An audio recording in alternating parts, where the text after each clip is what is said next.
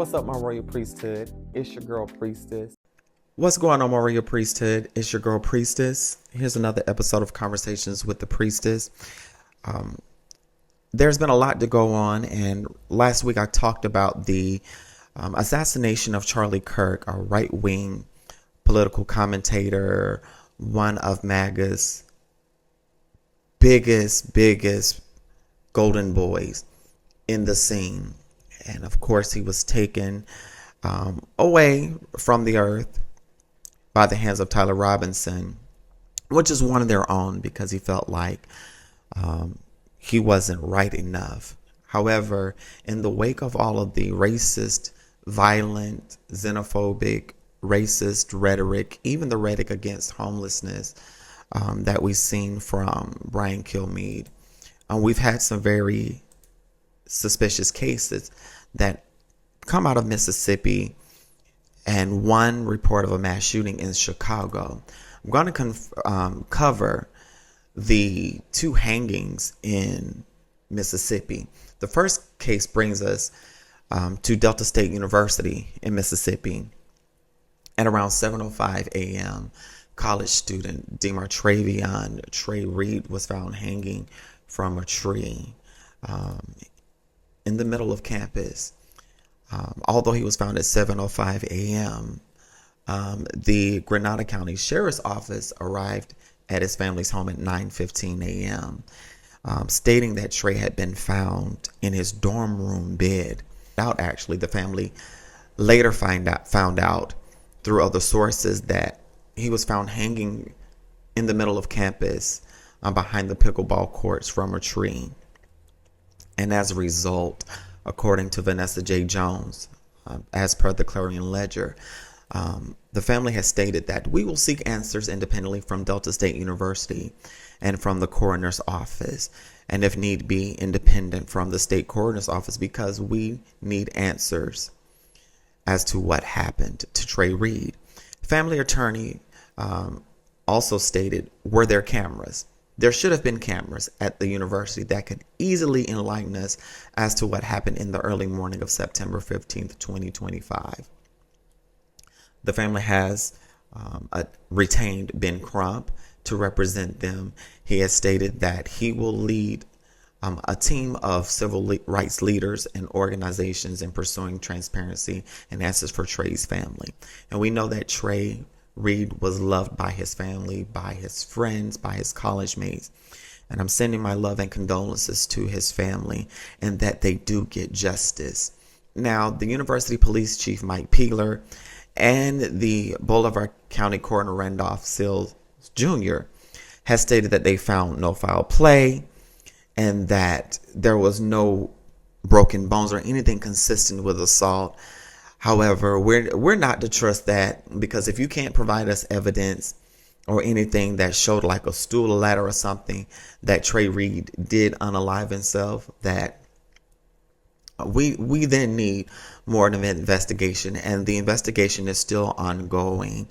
And we want to ensure that there are no cover-ups, because we've seen this in recent years of young black people going missing, and then we found them hanging in trees. And there's no way that they could have lynched themselves. This was a modern day lynching. Now, in a separate incident in Vicksburg County, according to the Vicksburg Post and other sources, 36-year-old Corey Zukatis was also found hanging from a tree. Authorities have not shared any further details concerning his death or what motive that someone would have had to unalive Zukatis. Zukatis was found on Monday afternoon, September 15th, 25, and was identified as an unhoused person. His family has not come forward with further details.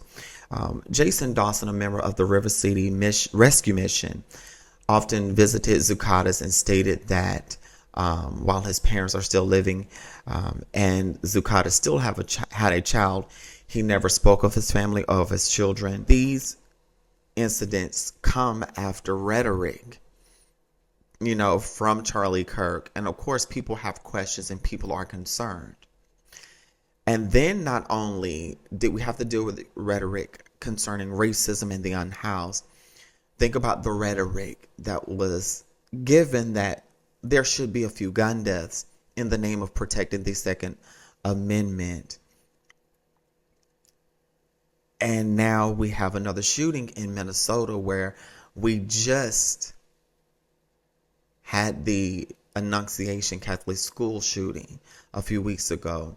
At 10 p.m. on Monday, law enforcement were called to a homeless encampment on South 28th Avenue and East Lake Street, where someone had fired 30 rounds into a homeless encampment, injuring 5 people.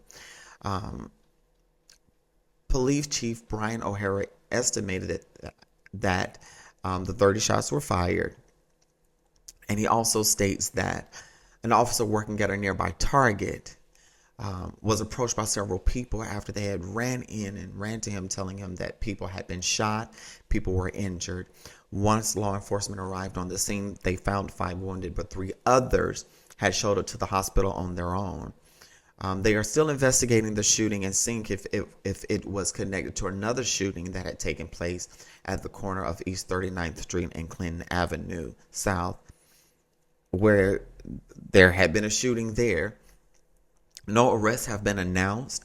And again, these investigations are still ongoing. And I want to call attention to these cases because it cannot be a coincidence that we found 2 people hanging from trees, one of them being unhoused, one of them being a 21-year-old black college student.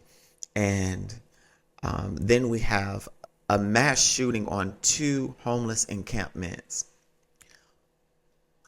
I can only attribute this to the rhetoric not only spoken by Charlie Kirk, but by Brian Kilmeade on a Fox News cast, where he felt that mentally ill, unhoused people should be executed, should be euthanized simply because of the fact that they are unhoused, when they need resources to take care of their mental health.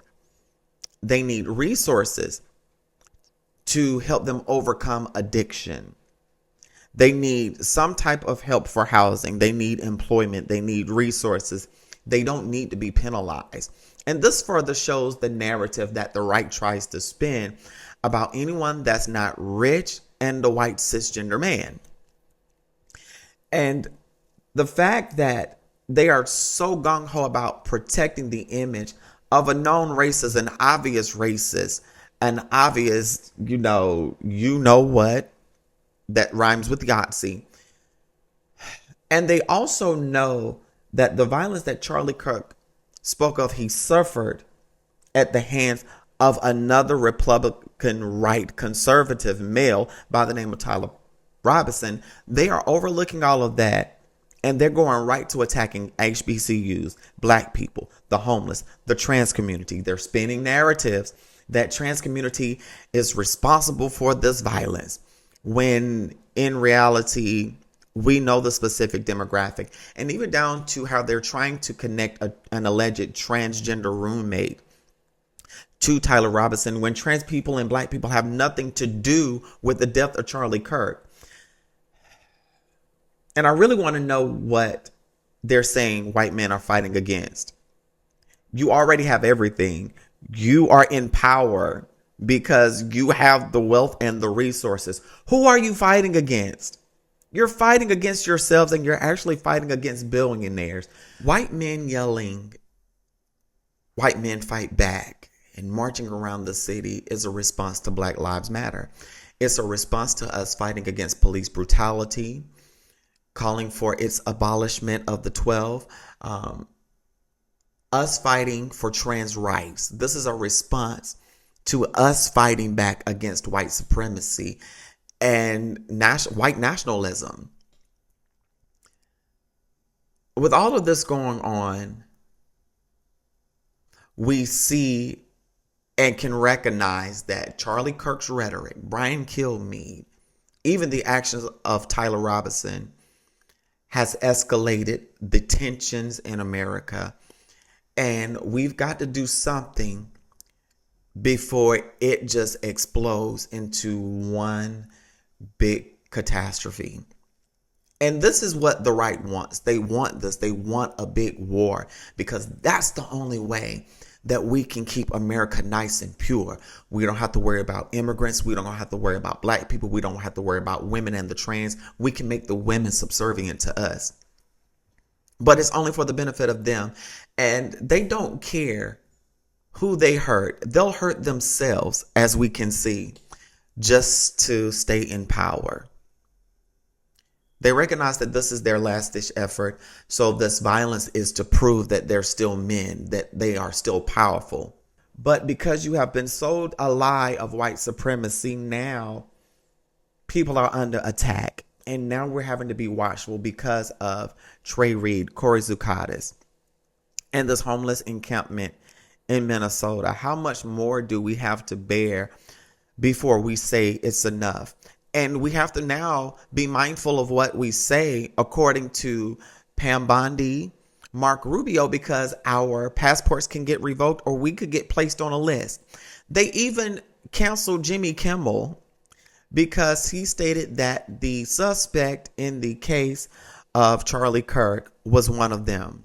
We are now living in a space to where fascist rhetoric is celebrated, but calling attention to injustices is called wrong because it shows empathy. We need to stand up and fight because we're running out of time. And this is why I'm using my platform to call attention to these cases. Please get the word out about Trey Reed, Corey Zukatis, and these homeless encampment shootings.